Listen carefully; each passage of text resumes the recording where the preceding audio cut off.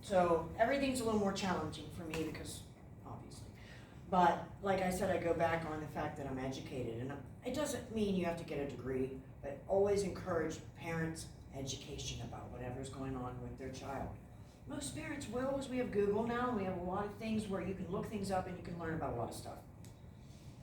It didn't used to be that way, but the parents' involvement, like I just said, is just as important with that. I'm involved with everything with my son, so that means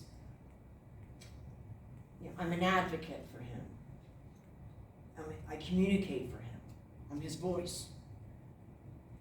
If I wouldn't have stood up and said something to the school and been proactive, he would have sat in that classroom and into adult or teenage years, sat in that school and been stuck in a special education classroom for the rest of his life with the ability to be so much smarter and has so much more going on that could have been, worked with, and it just simply wasn't.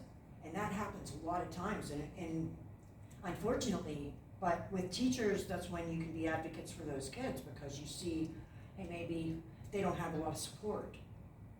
And it really makes a difference to have an advocate, especially for nonverbal kids. So I've learned a lot doing that, how to talk to the schools about the IEP meetings as well. I was one of the parents that would always bring somebody with me as an enforcer, so to say, because I had a little strained relationship. I would bring somebody who was knowledgeable and who could back up what I'm requesting, so that they know it's not just me and I'm having a day and I want things this way. No. It was somebody to reinforce what I was saying. Say, okay, like his BSC, that stands for Behavioral Specialist Consultant. I have had her, she was the boss of the TSS, so she's been in the home since he was 3.